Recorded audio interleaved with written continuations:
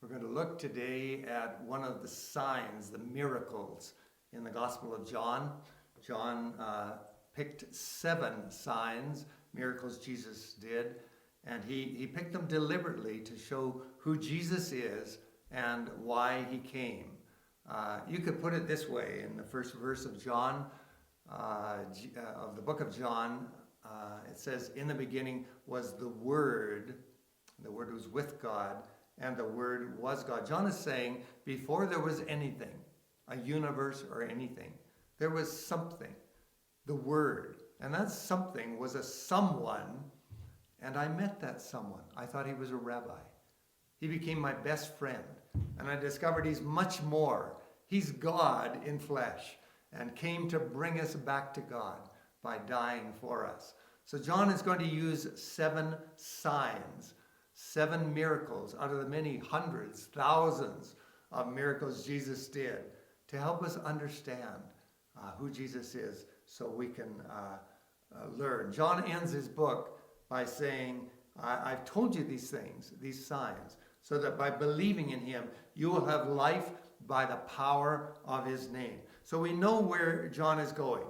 He's going to use these stories, these miracles. So we, like he, will discover this is much more than a man, a rabbi, a miracle worker, this mysterious figure. This is God, and we must trust in him and follow him. This is interesting how people come to God. John is showing us. Jesus first said to John and the early disciples, come and see. But by the end of the book, as Thomas says, my Lord and my God, he's going to lead us to worship him in that. Many turned away, it says, early in the book. That happens around Jesus. If you're in a church, if you've related long to those who follow Jesus, you're going to find some begin to fade, and then they fall back, and then they just quit. Why did they do that? Because they can't go where John went and where he's taking us. That Jesus demands our whole life, as he said to Peter in the last chapter. Peter, follow me. Not your own way. Peter, follow me. So these signs are wonderful to help us understand what it is to discover Jesus and then to live for him. We're in John 9. We're going to look at a miracle, Jesus healing a man born blind, and the reaction of the disciples, reaction of the religious leaders, and then the reaction of the man himself. If you have a Bible, I'd encourage you to go to John 9. I've excerpted some of the verses, but it's a long chapter. I'm going to read some, and then we're going to look together at what God can teach us here. As Jesus was walking along, he saw a man who had been blind from birth. Rabbi, his disciples asked him, why was this man born blind? Was it because of his own sins or his parents' sins? It was not because of his sins or his parents' sins, Jesus answered. This happened so the power of God could be seen in him. We must quickly carry out the tasks assigned to us by the one who sent us. The night is coming, and then no one can work. But while I am here in the world, I am the light of the world. Then he spit on the ground, made mud with the saliva, and spread the mud over the blind man's eyes. He told him, go wash yourself in the pool of Siloam. Siloam means sent. So the man went and washed and came back, seeing. The next verses describe how the neighbors and the parents and the religious leaders reacted, and then Jesus meets him again.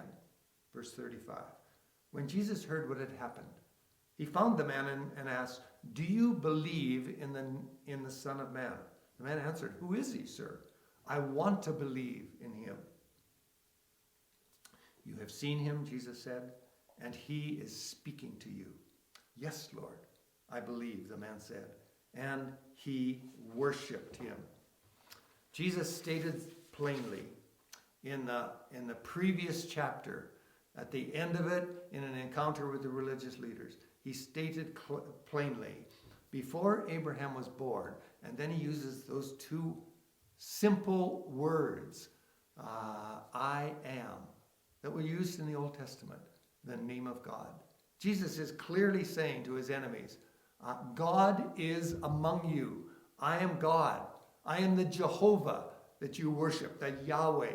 I'm the one that appeared to Moses and gave the name I am that I am. And look how they respond. They pick up stones to kill him. So if somebody is trying to kill you, or you survive an assassination plot, what would you do? I imagine you'd lie low. You'd check your security in your house. When you went out, you'd get a security guard to go with you. If we were in the States, you'd buy a concealed weapon permit and have a gun with you. You do something. So you're going to see courage in this story, because Jesus doesn't allow those men to intimidate them. He takes the fight to them. And he wants to show their religion is not adequate for them to find God or for others to get to God. His courage. I like what Andy Stanley says about courage. Doing it anyway is really the only way to ensure that fear doesn't rob you of an opportunity. Can you identify with that? Fear. You have something you might want to do, but you're just scared.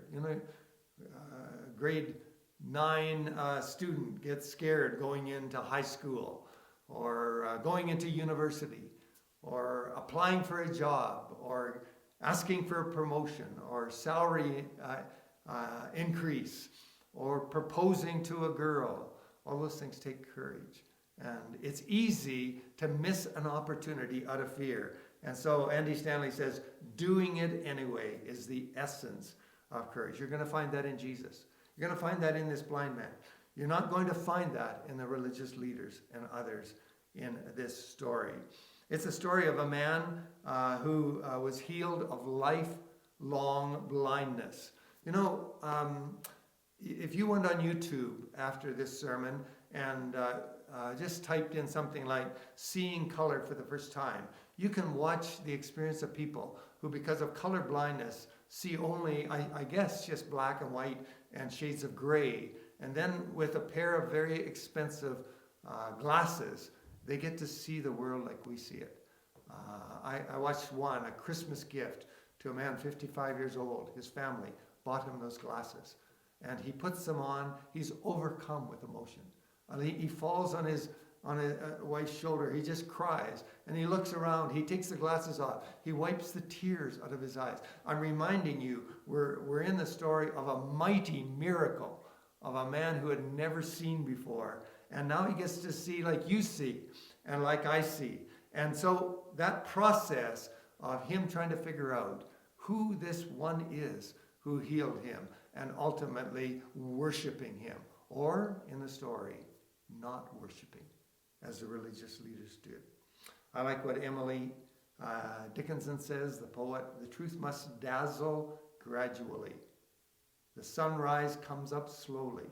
And so when we search for Jesus, trying to understand who he is and find God through him, you must be patient with people, because it is a process, like these disciples are like this blind man is experiencing, and like you and I will experience as well. We're going to look at this from 3 perspectives. The disciples ask why. The religious leaders ask what? Like, what happened here? And then the blind man asks who. Let's see what God can teach us from his word as we look at that. The disciples who ask the question why. They immediately, in the face of suffering, get into a theological discussion. Rabbi, why was this man born blind? You know that the primary reason people reject God is because of pain and suffering in the world. You'll have to learn to respond to that answer, because people say, there can't be a God. I see so much suffering and pain and injustice. So if God is all good, he'd do something about it. And if he's all powerful, he'd be able to do something. So I don't believe in God. Pain and suffering brings out those reactions. But pain and suffering can bring out another reaction too. We can look at someone like these disciples did, and by their worldview, they think somebody must have done something wrong because of it, but they can't figure out why.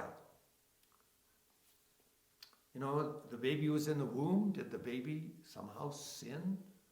Is this the sin on the father's part or the mother's part? And God's judgment on that? So we have a tendency, if we're not careful, if we see somebody having a hard life, we have a tendency to think they did something wrong.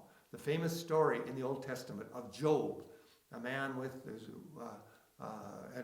is well off, he had children, and then disaster hit him. His children died in a natural disaster, and then his property, his income was stopped. And then he got a very dreadful disease, and finally his wife just said, "Curse God and die." I don't think we would have wanted to be married to her. And Job had to respond to her, the Lord gives, the Lord takes away, blessed be the name of the Lord. So he's trying to grapple with suffering and tragedy and maintain his faith. And then his three friends come. They sit for a week with him. They don't say anything. They just grieve. They weep with him. That's the best thing they did. But as they begin to talk to him, they have this same worldview. Somebody did something wrong. And Job, it must be you. One of them, well into the conversation, said this: "It's because of your wickedness, Job." Can you see what's happening here? When we see somebody having a hard life and suffering, we might want to say they did something wrong, but the corollary is also true. And I'm doing something right. I have a job. I'm healthy. My life's pretty peaceful, and everything's together. I own a house and a car, and we start saying these things as though I did something right. And so look at the blessing I had. That's not a good way to look at life. And the Bible is very clear. It's not a biblical way. Jesus in Luke 13 talks about some disasters that happened to people. He said, when you heard about that tower that fell on people, were they worse sinners than you? No. When Herod killed those people who were worshiping, were they worse sinners than you? No. Jesus is saying, you're in a broken world. Since Adam and Eve sinned and the fall, this world doesn't work right. So everyone is affected by that. Followers of Jesus get cancer. Followers of Jesus get into car accidents. They lose their jobs. It's part of the general chaos of our world because of sin in our life. So we must be very careful asking the why question, and especially judging people because of it. Karma in Buddhism means you did something wrong, and so it goes around and around, Hinduism as well, until you, in a reincarnation, get another chance to live better, and ultimately you finally get it all together through many, many lives. Christians don't believe in reincarnation. There's one life, and there's one death, and there's one judgment that we all stand before God in. And so the disciples can't figure this out, but rather than do anything, they just have a theological discussion. Jesus is saying, I'm not going to answer that question. You can ask why questions of God, but there's no promise from God that you will get an answer for it. C.S. Lewis has a very interesting statement. When you die, when I die, and step into eternity as followers of Jesus, the first thing we'll say, do you know this? First thing we'll say is, of course. We'll understand. We'll have the discernment we don't have right now and couldn't really get right now. That's one of the reasons why God doesn't answer the why question. But Jesus is saying, I'm not going to answer and speculate theologically. Instead, we need to get involved because God is working here. I'm part of a church in Calgary called Roots. It's a Chinese congregation made up of students and young adults. When we realized what was happening in the refugee crisis in Syria, in Iraq, and the many millions of people fleeing the wars, going into Greece and then up into Europe, we decided to do something. And so first we went to Iraq, and then 3 times to Athens, and then 3 times to southern Turkey, being involved, bringing money and food, and caring for working with Christians to care for refugees, because we didn't just want to speculate about the problem of hunger and poverty and war. We wanted to do something. That's what Jesus was saying to these disciples. I like what Spurgeon says. It's not ours to speculate, but to perform acts of mercy and love. That's the heart of the gospel. Are you somebody who loves theological discussion? I wouldn't say that's unhealthy, but it is if that's all you do instead of saying, God, there's a broken world around me, and I may not understand it all, but God, you're working. I want to be involved in what you're doing. Rick Warren says this: instant obedience will teach you more about God than a lifetime of biblical discussions. Our sermon's good, we're supposed to preach. Our study's good, we're supposed to teach. Our small groups, good, we're supposed to do life together. But if we do all those things and we don't get involved in what God is doing around us, the brokenness and the mess and the hurt, then we're missing this first teaching of what the disciples need to learn. Why was the man born blind? It's mysterious. But God's at work, and you want to join him in that. That's for you, that's for me. God, how can I be involved today in the brokenness of my world and not just do speculation about it? So the disciples asked the why question. The religious leaders asked something different. They saw what was happening, but they can't figure it out. So they think, what's going on here? And first the neighbors talk to the blind man that now can see. They're bewildered. And then the religious leaders get involved. They talk to the parents who are scared of them, and so they throw their son under the bus. They won't say anything. And then finally they talk to the man himself. And they begin to investigate, but I think we'd use the word interrogate, because they don't have the courage to change their thinking, their worldview, because something greater has come. Someone greater, and that's Jesus. They ask the man what's happened, and the man says, well, he put mud in my eyes and told me to go wash, and now I can see. And the man continued by saying, he must be a prophet. Nobody has ever done this since the creation of the world. A man blind, and he can see.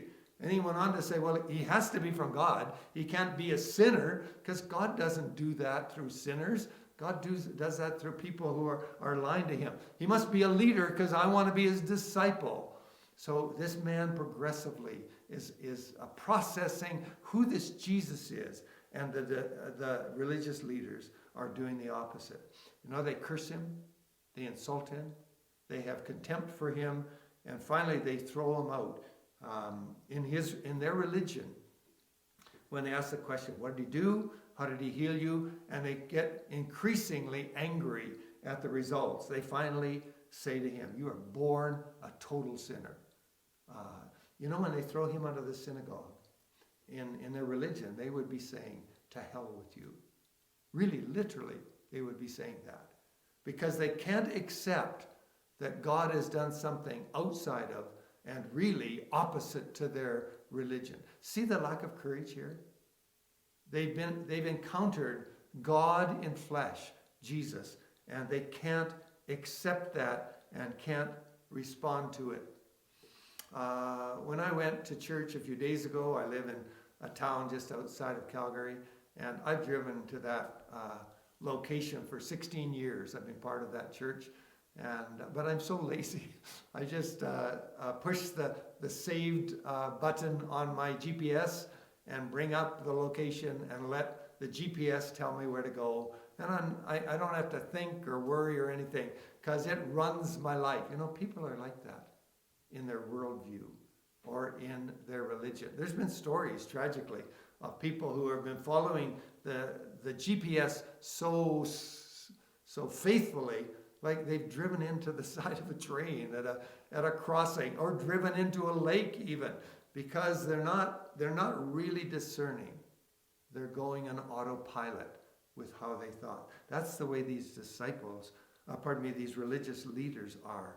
And one of the themes in John and in these stories is when you begin to encounter Jesus, You're going to have to either respond to or react against him. And that's what these men do. Why do they get so hostile to these men, to this man? Why do these men get so hostile? Dietrich Bonhoeffer says the root of all sin is pride. And pride says, I'm pretty good. I got it together. Like I got a system. I got a religion.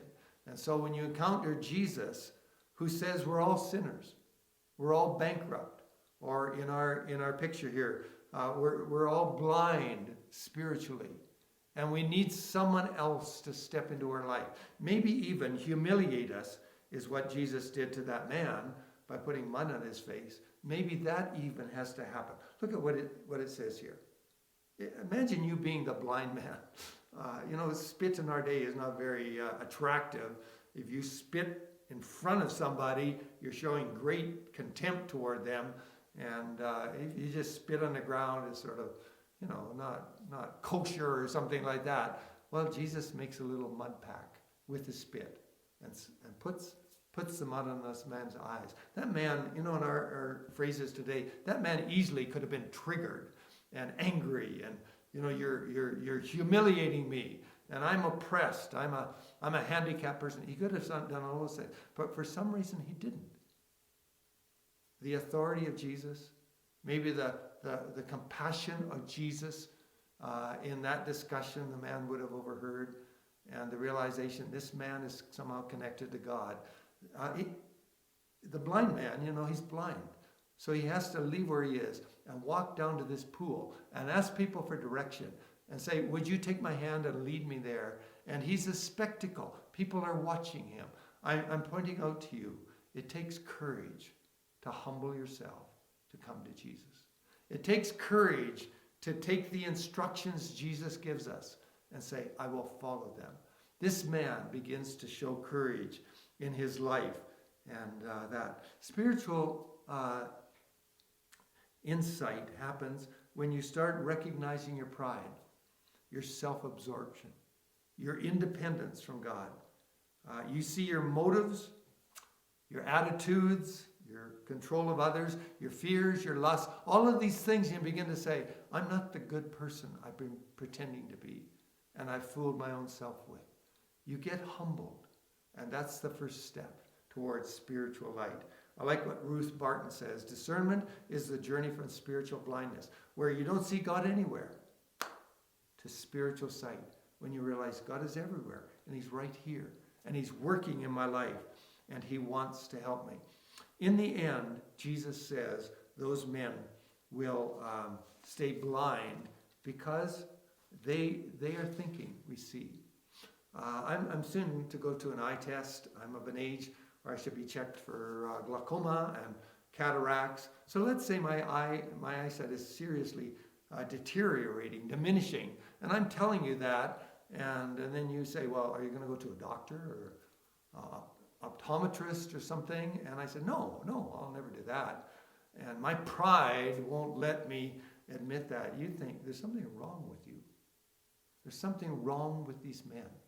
Because they say, we see. But Jesus is saying, no, you don't see. You have spiritual blindness. Pascal, that famous mathematician, said there's enough light for those who desire only to see. Is that you? Then God will give you more light. But if we have some light and we don't accept it, it gets darker and darker. Enough darkness for those of a contrary disposition to give you more light. And pray for your friends as they are searching, trying to figure out what's this all about, that God would give them light. The disciples asked why, the religious leaders asked what, but this blind man, he asked who. He's in the presence of a mystery man, and he's trying to figure out who that man is. And so when Jesus met him again at the end of the chapter, the end of the story, the man said, who is he, this Son of Man you referred to? I want to believe in him. You notice, and I mentioned this, but let's highlight it again. This man progressively comes to faith in Jesus. He says he must be a prophet. Like, nobody can do this sort of thing. He has to be from God. He's not a sinner. and he's a leader, and I'm going to be his disciple. Actually, he baited the religious leaders and said, do you want to be his disciple also? It's one of the reasons why they were so furious with him and excommunicated him. And when he meets Jesus, he believes. And then this phrase, he worshiped Jesus. He realized someone has come into my life and I'm going to depend on him. I've been in this Chinese church for years. I've been the pastor of the English, the student congregation. One time, many years ago, we brought some cloths and we did a blind walk. And so you paired off, and one person put the cloth around and tied it up so they couldn't see anything. And the other person who could see was their handler. And they had to walk out of the classroom we're in, down the stairs, along the hallway, through the front door, around and through the tennis court, back up through the fire escape and into the room again. It was lots of fun. It was lots of fun if you were willing, the blind one, to depend on the person who could see. And they would link their arm in, and the person would give them instructions. And we're coming up to the wall, and here we're almost at the front door, and be careful right here. There's a step. Can you see what it is like to follow Jesus? That blind man went from spiritual blindness, physical blindness to sight, but he went from spiritual blindness to spiritual sight, and that meant depending on Jesus. It's very interesting. He worshipped Jesus. The climax of this story. He's a Jewish man. He's in a Jewish culture. He's in the Jewish religion. He goes to the temple, the synagogue. And everyone would know in that culture what the commandments are, the 10 Commandments. You only worship God. You shall have no other gods before me. So Tim Keller says, worshiping the wrong thing is the reason for spiritual blindness. We all worship something or someone. The Bible calls those idols. They're God's substitutes in our life that we look to say, make me happy, give me purpose and meaning, love me, protect me, make me the person I ought to be. And all those things that God will do in our life, we look to something or someone, and we have a God substitute in our life. We worship that. Young men will worship a woman. Let's say, you're my Venus. And she'll worship him and say, you're my Superman. We might worship our career. We might worship sports. Canadians, we're hockey, right? Hockey addicts. But mostly we worship ourselves. I'll be my own little God. I'll make my own little universe. I'll decide what's right and wrong. And you all exist for me. That's the essence of being away from God. Pride. And this man got it right. He stopped that and he said, Jesus, I will worship you. Do you notice his courage here? He loses his career, we could say, because he's a beggar. And now you can see. But he loses his network of neighbors. They can't believe that he was the blind man. His parents reject him. They throw him under the bus. They won't defend him. And then the religious leaders roll in, and finally they insult him and curse him and kick him out of their religion. So he loses all of that, but he gets Jesus. I think he would say is worth it because he found what we're here for, a relationship to God through Jesus Christ. I could stop there and just say, have courage, believe, do good things, be involved in the mess of the world. I have a relative who's in a new age church, they call it. So they sing songs and they have homilies and challenge one another to self-actualize. Maybe they're like Shirley MacLaine years ago, proponent of New Age. She stood on the beach. Here was the ocean. She raised her hands and said, I am God. Well, we're in COVID-19 virus times, pandemic, and that tiny little virus can kill you. So it's a little foolish to stand up and say, I am God. But we could stop here and just challenge one another, have courage, believe, But that's not what we're about. We're not a New Age church, and we're not New Age followers. We are followers of the crucified one. So I want to finish by saying we get spiritual sight because Jesus became spiritually blind. Look at what happened on the cross. From 9 in the morning till 3 in the afternoon, he hangs on the cross. At noon till 3, darkness over the land. And he's plunged into a darkness. He can't see anything, anyone. He's all alone. He cries out, my God, why have you forsaken me? He is abandoned, and he is about to experience death and hell on our behalf. He becomes blind so that we could see. David, talking about his enemies, asked God in Psalm 69 to judge them.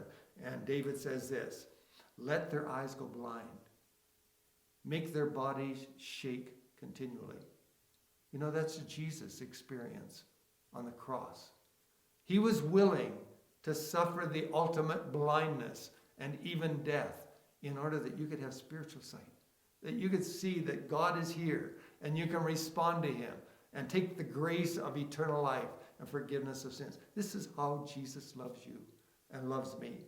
You know, you need courage. We said that. You need courage to propose to a girl, courage to ask for a promotion, to take an interview, to move to another city. And it says in Psalm 40, I have lost all courage. Both Psalm 69 and Psalm 40 have Jesus woven into those songs, those psalms. You know, if you lose all courage, you've lost everything. I think it's Dante's Inferno. Over hell, it says this, abandon all hope, ye who enter here. And so Jesus was willing, out of his love for you, to abandon all hope, to lose all courage. Where do you get courage to live for him? This isn't a motivational sermon that says, try harder. No, go to Jesus and say, I don't have courage. I live in fear, but look at you. And I claim your life, and I want your courage in my life. I want to live for you. How can we live this out? 4 things. Don't speculate about theological issues. Get active with God, because he's working around you. Secondly, see those lives hurting and in trouble as invitations to show care and love. Not judge, not say, well, I'm better than them. No, get involved in their life. And third, realize it's a process to come to Jesus. Be patient with those who are your friends in your family, who are on the path. Pray for them. Answer their questions. Love them. And ask God, give them spiritual light. And then, like the man, the blind man, come to Jesus and worship him. That shows you really get it, that you've dedicated your life to him and you're going to follow him. Let's pray together. As I'm praying, you can also pray. Lord Jesus, I want that light. I want to be able to see the way you see. Because you had spiritual blindness. I want your sight. Jesus, I want to stop judging people. And I want to get involved to care for them. I want to get my hands dirty in the mess of life. Jesus, I want to see people as an invitation from you, that I can love them and you can love through me. And Jesus, please accept my worship.